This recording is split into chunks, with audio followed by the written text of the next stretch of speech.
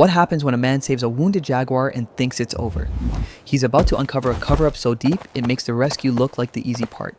What happens next turns his life, and the system, inside out. Let me tell you something real. If I had walked 10 feet to the left that morning, none of this would have happened. But I didn't. I went straight into the middle of a nightmare wearing jaguar fur. I was supposed to be checking trail cameras, part of a volunteer wildlife project up in the Sinaloa Highlands.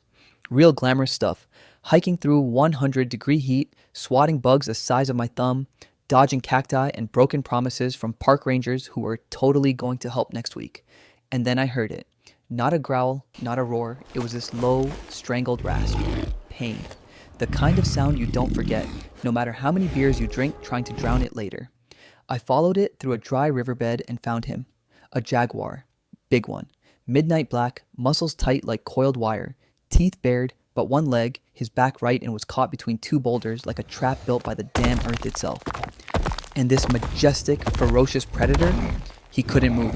Couldn't even pretend he wasn't terrified. Now look, I'm not a hero. I've got a bad knee, worse eyesight, and the last time I helped something wild, I ended up in urgent care with a raccoon bite and a tetanus shot I still feel in my wallet. But something about this big cat, the way he looked at me, like I was his last chance and he knew it, that did it. I tossed my pack, dropped to my knees, and started prying at those rocks with bare hands. Yeah, bare. Because guess what I didn't pack that day? A crowbar. I wedged sticks into the gap, used my body weight like a human jack, and pushed till my fingers bled and my arms shook. The jaguar didn't swipe at me. He could have. He didn't even growl. Just stared, breathing heavy, like he was trying not to give up before I did. Finally, after 20 brutal minutes, the stone shifted. Not a lot, but enough. He yanked his leg out with this desperate jerk that sent him crashing back into the underbrush, limping, but free. And here's the part that still sends chills down my spine, even now. He didn't run. He didn't vanish into the trees like a ghost. No. He turned around and looked at me, held that stare, like a thank you, but with more teeth and ancient wilderness wisdom than any human could fake. Then, just like that, he disappeared into the forest and gone. I sat there, covered in sweat and dirt and adrenaline, thinking, well, that was something. I figured that would be the end of it. A good deed. A cool story. Maybe a scar or two to brag about later. But no. See, what I didn't know, what no one could have warned me about, was that saving that jaguar, that one act of decency, it was about to kick open a door I didn't even know existed, to a whole other side of life. One with secrets, danger, and a level of raw corruption I thought only happened in bad crime movies. What happened next changed everything. You do not want to miss how this all unfolds, because when the system bites back, it doesn't care who saved what. Stay with me. The real trouble's just getting started. 3 days. That's how long it took for reality to kick in. I was back out in the bush, checking the same camera traps I set up the week before, still half hoping to see that jaguar again. Maybe limping, but alive, some symbol that the world still had a little decency left in it. Instead, I got something else. My cameras had been ripped off the trees.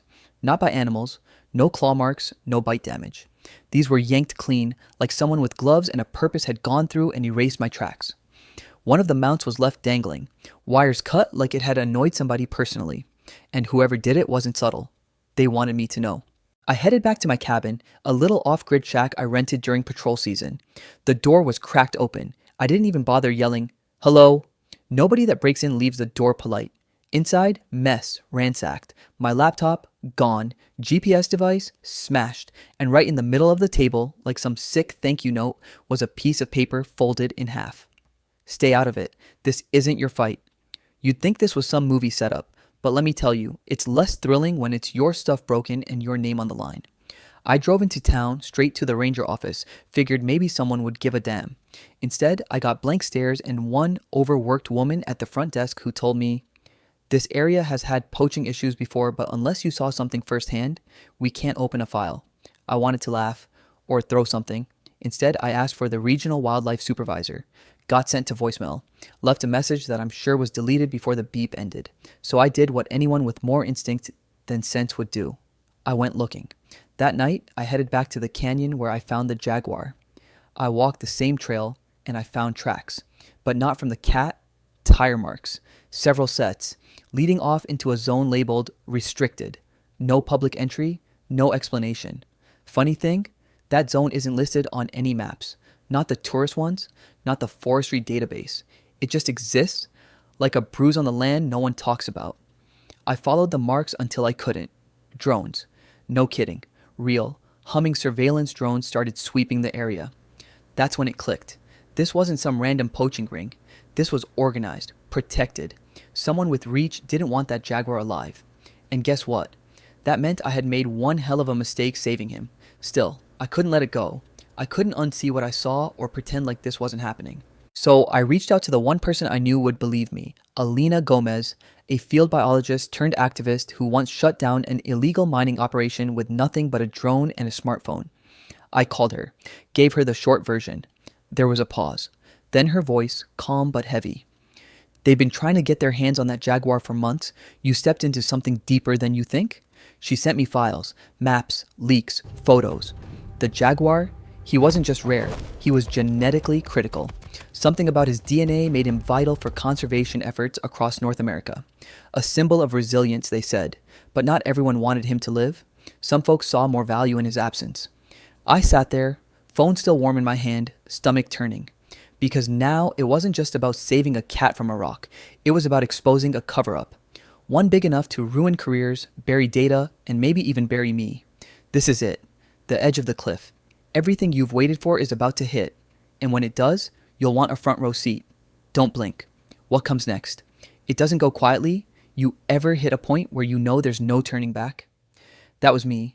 3 nights after the warning note, standing in the middle of a pine-choked ridge with nothing but a borrowed drone controller and a backpack full of borrowed courage. I wasn't a hero. I was a guy too stubborn to let things slide.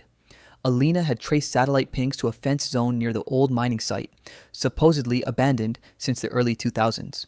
But something lit up there 2 nights ago. Heat signatures, transport trucks, even a chopper. That's not abandoned. That's active. And somewhere inside all that mess, a cage, a big one, holding a wounded black jaguar. Let me spell this out for you. This wasn't about conservation anymore. This was about erasure. Somebody wanted that animal gone because his existence proved something they didn't want the public to see, that the forest was healing and not thanks to any agency press release. So yeah, I went in. I cut through fence line just after 2 a.m. using a riverbed as cover. Flashlights bobbed in the distance, radio squawking. These weren't weekend poachers with beer guts and bad camo. These were professionals, paid muscle with earpieces and orders. I slipped into the shadows of an old equipment shed and waited. Watched, and there he was, my jaguar, limping in slow circles in a steel crate the size of a small bathroom. His coat still gleamed under the floodlights. His eyes, tired, watching everything, still wild. And behind him, a man in a press uniform with a clipboard and a smirk, talking to someone through an earpiece about transport deadlines and DNA asset recovery. That's when it clicked. This wasn't just about hunting. This was about ownership, licensing wild DNA for profit. The jaguar wasn't an animal anymore. He was a patent waiting to happen. I had about 2 minutes before the shift rotated, so I made a decision the old-fashioned way, fast, reckless, and full of regret. I pulled the fire alarm. All hell broke loose. Lights cut. Alarms howled. Guards started running in every direction, guns out, yelling into radios. I ducked behind a water tank, sprinted through the blind zone, and slammed the cage lock with a crowbar I yanked from a wall bracket. The jaguar didn't lunge, he didn't panic. He just stared, same as before, like we had unfinished business. The gate swung open. He walked out. Not ran, not bolted, walked, past me, into the chaos. As if he knew exactly where he belonged and didn't need anyone telling him otherwise.